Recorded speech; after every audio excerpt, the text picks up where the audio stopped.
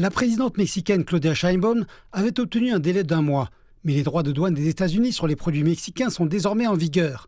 Un prélèvement général de 25% sur les produits mexicains à compter du 4 mars. La réaction du voisin méridional des États-Unis ne s'est pas fait attendre. Il n'y a ni raison ni justification à cette décision qui affectera nos peuples et nos nations. Oui à la coopération et à la coordination. Non à la subordination et à l'interventionnisme. Le Mexique doit être respecté. Nous sommes des nations égales. La présidente Sheinbaum a indiqué que son gouvernement annoncerait ces mesures de rétorsion dimanche, alors qu'une manifestation publique contre les mesures américaines se déroulera à Mexico. Le Mexique espérait éviter cette situation. L'industrie automobile mexicaine exporte environ 80% de ses véhicules légers vers les États-Unis.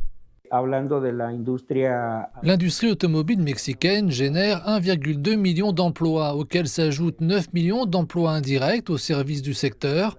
87% de notre production manufacturière est destinée à l'exportation, dont 80% vers les États-Unis. Nous parlons donc d'un grave problème. Mais il n'y a pas que les grandes entreprises qui sont concernées. Abraham Lopez, qui dirige Richamix, une entreprise spécialisée dans les produits importés de Chine, estime que les droits de douane vont gonfler les prix à la consommation. Les entreprises ne vont pas cesser d'acheter de l'acier. Les gens ne vont pas cesser d'acheter des voitures. Je veux dire qu'il leur faudra plus de temps pour les obtenir.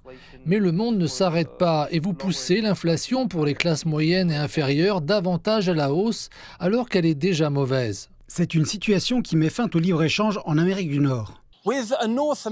Avec ce début de guerre commerciale nord-américaine impulsée par le président Trump, l'impact des tarifs douaniers entre ces pays voisins se fera désormais sentir dans les semaines et les mois à venir, des deux côtés de la frontière entre les États-Unis et le Mexique.